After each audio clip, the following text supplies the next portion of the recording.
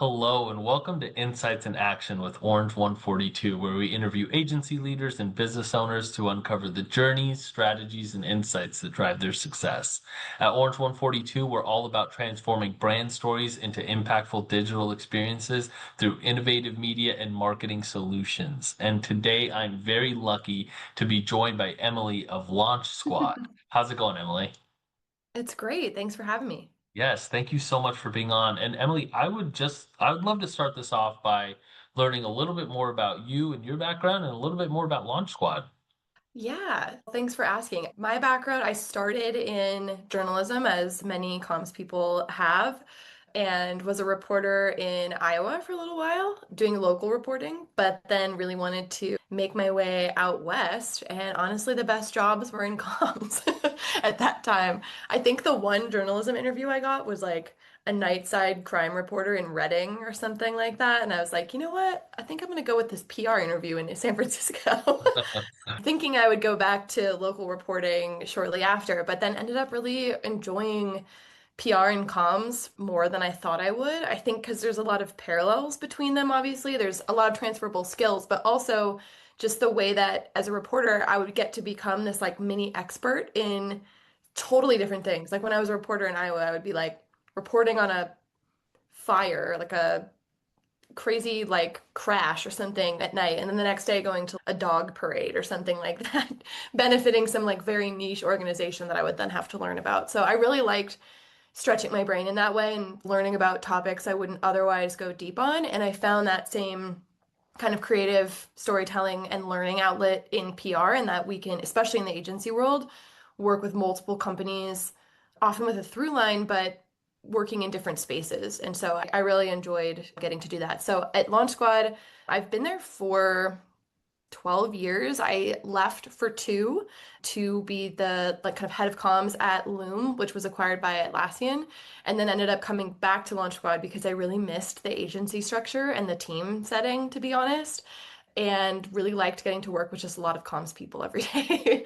But my specialty is, or I've focused primarily on enterprise SaaS, B2B software, also some deep tech computing, quantum computing, AI. And so that's where I've primarily been focused with my clients. And yeah, I can talk a little bit about Launch Squad too, but I'll pause there. Yeah, for sure. Wow, that's really interesting. And you've had this kind of this wide-spanning career, which is awesome. And I'm curious, like, how has that background shaped your approach, especially as a local journalist, shaped your approach to storytelling in the agency world? That's a good question. I think in the beginning, the journalism experience was really helpful in that I didn't feel right away a lot of imposter syndrome in terms of, oh, I need to be an expert in quantum computing in order to be valuable to this client. No, they're a physicist. They're going to be better at quantum computing than me. And me pretending to know what I'm talking about is actually going to be worse. And Yeah. so but as a reporter, it's a similar thing where like you go into a room where you might not really understand. I remember I one time wrote about this like crazy trash technology, waste technology that they were trying to adopt in Cedar Rapids, that where they would like zap trash with lasers. I'm probably saying this wrong, but it was very technical, and but I got to write this really interesting article about it, and I wasn't an expert in that, and I had to go and talk to these scientists, talk to these policymakers and things like that, and doing that. And also, honestly, going to like crime scenes and having to talk to cops who were very busy and didn't really want to talk to like 22-year-old who was like asking questions with a camera in their face. That taught me one, how to disarm people, I think, and like be able to talk to people in a way that I think can bring down some guards and ask questions in a way that gets them to open up, but also feel like it's okay to know what I know and know what I don't know. And instead, it's better to ask the right questions. Actually, in an all hands at Launch Squad last week, or this week, or someone I work with, I'm like, what day is it? With these short weeks, I know someone I work with named Brooke, who's new to our agency, comes from in-house world. She said she was talking to the audience about what she's learned so far at Launch Squad, and one thing she said was like, asking smart questions is better than improvising expertise. And I really liked that. And so that was something that I think I carried over to the Yeah. agency world. Yeah, that's really interesting. And I think that the ability to synthesize information in that, like, you take like the inherent skill you have where you take a complex topic and then you're able to make it like you're the filter. You know what I mean? Yeah. It's on you to be this filter, to be like, here's this very specific topic that not a lot of people are like SMEs on, subject matter experts on, and I'm gonna make it very easy for them to understand. That's a such a valuable skill to have, and that's something you just get on the job, right? Yes. And you have to do it in a way like you have to also, before you even are the filter for the market and the audience, you have to, with your client or your team, do it in a way that is like respectful of their passion and their knowledge for a topic while also being a strategic guide what they're paying you to do to say that's actually not interesting or like or this could be more interesting if we talk about it like this or that's not going to make sense to this or that's going to sound like something else. And so you have to navigate something that's so important to them. And often, especially with the startups we work with, is their entire life and their vision in that moment, which is a really cool thing about getting to work with earlier stage companies in particular. And so showing one thing that we really espouse at Launch Squad is this idea of believing in our clients. And that sounds so corny and sounds like it doesn't mean anything, but the point is making them feel like we do genuinely not only understand what they do, but genuinely believe that they are a change maker in their space and that we believe in their vision and their approach in a unique way. Wow. And so tell us a little bit about Launch Squad. What do you guys do over there? Yeah, LaunchSquad is an independent communications agency. We have roots in traditional sort of quote unquote PR and media relations, which is still so important to our clients' programs, but we are very agnostic when it comes to channel. And the way we approach our client stories is to say, what is this story that you're telling the world? And then what are the goals and vision that you have for where you want to be? And then how can we work backwards to then help you tell that story in the right places to the right people in the right way? And while media relations and PR still plays a major part in that, we really more think of ourselves as a communications agency and strategic communications partner across everything from like influencer work, emerging media such as podcasts, own content. We have an incredible content team as well, or within our team. But we were founded in 2000 and started in the like more B2B software side, which I have stayed in, but the our aid client roster is extremely diverse today, and we work with a lot of really innovative consumer clients as well, logistics companies, and also a huge contingent of climate tech and energy as well. So yeah, even though I've been on the B2B side, we have a lot of experience elsewhere. And we work with companies at all stages. Our bread and butter is still that kind of like high growth, earlier stage VC backed startup, but we work with more mature companies and startups as well, sometimes working with this particular like innovation team within them or a particular corporate comms team within those companies. Companies like Uber, we work with multiple business units at Uber, and we've also worked with brands like Allbirds and Rothy's on the consumer side and like Carbon 180 on the climate side and Cohere and Airtable on the software side. So those are just a few past and current client names, but yeah. Wow, that's awesome. You guys have worked with some really interesting clients. And Launch Squad's mission is all about stories that spark conversations. So, what's the key to identifying a narrative that truly cuts through the noise in crowded B2B or tech spaces? Yeah, it's increasingly difficult, I would say, or the bar is higher, I guess is a better way to put it on the B2B side, especially. Consumer is a totally different beast, and it can also be extremely tricky because you're talking to a huge audience. But I think on the B2B side, especially from a media perspective, like I don't know if you've seen this as well, but it just feels like that in the 12 years that I've been doing this, like it feels as though the media landscape for the B2B side has changed dramatically. Every part of the media landscape has changed when it comes to the channels that outlets use and reporters and influencers use, but in terms of like the size and the engagement type on the B2B side it felt like before when I started, there were so many enterprise tech trades, and now it's a smaller pool and some really incredible reporters who have been doing it for decades, but just a smaller group. And so they have to have a very discerning eye when it comes to what does cut through the noise, especially when it comes to things like AI, where I think I got an email back from a reporter few months ago that I like saved on my desktop so that I could remember because I think he said you lost me at agentic AI because that's what everyone says they're doing right now, and I just cannot put any more ink towards that this week or something like that. I don't remember exactly how he phrased it, but the point was taken is that even months ago that was oversaturated when it came to what reporters were hearing. Whereas our clients were still saying, this is what helps us stand apart. And maybe that's true for the customer storytelling. But I think what we have to do is to work with our clients to say, okay, like beyond the marketing words that you're going to use, which are very important, but like beyond that, like what are you actually doing for your customers? How are you different from the other companies in this space?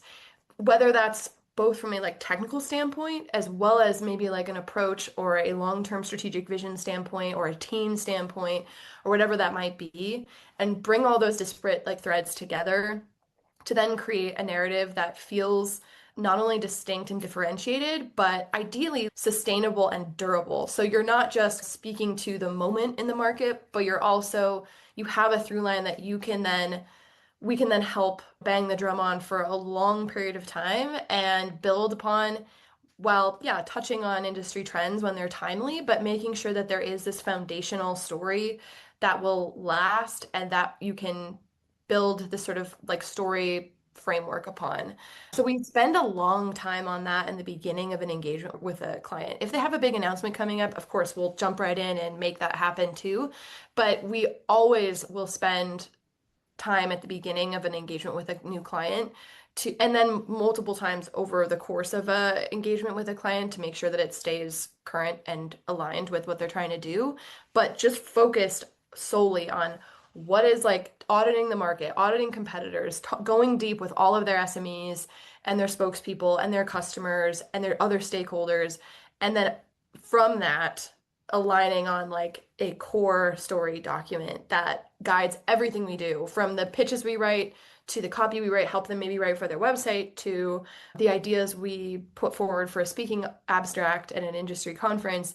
All of it should come back to that baseline, durable, timely, compelling like storyline. So that's not necessarily, I think, a unusual like approach from a comms perspective, but I think the way that we think about story is very, like I said at the beginning, agnostic of the tactics. Like we really just allow ourselves to live in the story first and then work backwards from that. Okay, how and where and to whom are we going to tell this story versus starting with tactics and then hoping that your story will work. Yeah. Well, you deal with this very interesting challenge on a macro level, whereas an agency like that does paid media like ours deals with it on a micro level. I just mean Yeah. that like you guys, dude, it's just really interesting how you see these trends. Like before AI, I remember there was this whole thing of all these companies, all these tech companies were coming out saying, "Oh yeah, we're the Uber of this, we're the Uber Yeah. of that," Super and you have frags. like, Yeah. yeah, exactly. And you have to find a way to be like, yeah, but everybody's saying that. So what really makes you interesting? And now Yes. it's the same thing, but now people are saying we're AI for this, we're Yeah. AI for that. And so and so you just hear the same thing all the time. It's the same thing on our end on a much more micro level in the sense that we'll meet with the client and be like, okay, as we're writing your messaging for this ad or for whatever it is, what is your unique selling proposition? Yeah. And at that level, we're just almost, please don't say good customer service. Like, that's a given. Yes. Like that's a given. Yeah. So what else can we find that where we can really set you apart in the marketplace when people are going to see your ad? Oh my gosh. Yeah, I know. I so many times it's yeah, we have world-class customer service. We have an industry-leading team of experts. Those are all great things, and those are probably useful talking points for customer conversations. But like from a yeah, like someone's gonna read this ad for 2 seconds perspective on your side, maybe to like reporter's gonna look at this pitch for 2 seconds. What can we say in plain language that makes it clear that they are approaching this or thinking about this differently or moving the conversation forward in a meaningful way? And that's, yeah, it's just that's the core question, regardless of the channel that you're working with. And Yeah. we're using paid more and more often with our clients. We used to primarily be almost all like earned activities with occasional paid in pieces of it. Now, more and more, we will recommend, especially when it is an highly saturated story, to say, like, in addition to the earned and organic work that we're doing, let's layer on some really strategic paid like paid media or paid content in order to amplify and create some sort of like groundswell that we can count on, that it will help us learn from, are these storylines working in conjunction with that learn piece. Like really more and more, like I've been saying from the top of this convo, is it really is just about finding the right combination of channels and approaches versus saying this is how we've always done it or this is still the most important channel, because that changes honestly week to week. Yeah, exactly. And I think the biggest thing I'm getting from that too is that context matters so much. Like even us, Yeah. we work with so much with PR firms and communications to place that media. And it makes it a huge difference when we're placing that media in front of people who are more likely to read them. You know what I mean? Yeah. To read that article and whatnot. And you can target those people behaviorally. So it makes the content that you guys work so hard on, for example, it makes it go so much further. And you're able to get quicker feedback, which is or better data, which is way better. And And mhm. then there's channels that like we're still trying to figure out. Weirdly, we've had one interesting surprise for us this year is a lot of our inbound leads of prospective clients looking to work with us have said that they came to Launch Squad because we were a result of a like ChatGPT or AI ask. And what are agencies I should talk to for XYZ request? And that was a surprise to us because we're still learning about how that the industry is still learning about how that works. And but because we're seeing it in our own like self-marketing, then we're then working with our clients on it's actually making one thing that's been interesting we've been talking about lately is if AI like search for that is type of request is actually making the press release like more relevant again Yeah. because like we still do press releases, we've always done press releases, but I would say less and less has it become a must do, and often sometimes we'll just publish them on the client's website or we'll do a blog post instead. The old days of always do a newswire press release isn't necessarily still the case. However, now actually having a press release out there distributed across X number of websites is influencing potentially like the way that like a Yeah. model might respond to a question because it's Yeah. reading it. Even if people aren't reading it, is like the AI is gonna read it. So Yeah. that's it's just another example of how I think month to month, week to week, we're constantly trying to learn about how the way people find and consume and understand content is changing. Yeah, for sure. And it's really interesting. We just had somebody on the podcast who was doing that specifically. And I think if you can, in terms of doing AI SEO essentially, and I Yeah. think that if you can work backwards from consumer trends, like more and more people are, Google is now being like Yeah. overtaken almost by people searching on ChatGPT rather than using Google for what they would use. So if you can, I think that there's a huge gap in the marketplace for stuff like that. And if you can capitalize on that. And that's really interesting that you say that from your lens, from a communications lens, that press releases are becoming relevant again in that way. That's really cool. Yeah, I think we're always willing to like ask those questions of, wait, they should be thinking about this differently. And it might turn out that it changes again in a week or two. But I think one thing Launch Squad does well too is even though we've been around for 25 years, which to some people probably doesn't sound like some agencies probably isn't that long, but to us feels quite long.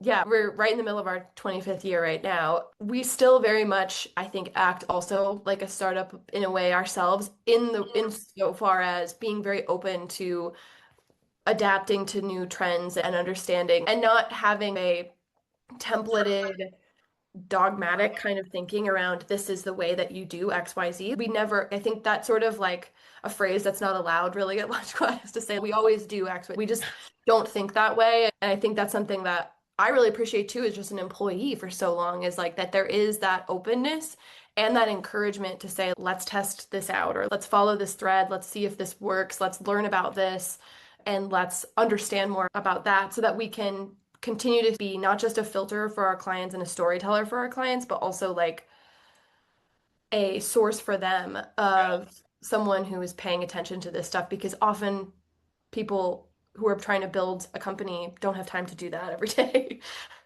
For sure. Wow, Emily, this has been awesome. Thank you so much. Where can people learn more about you and where can people learn more about Launch Squad?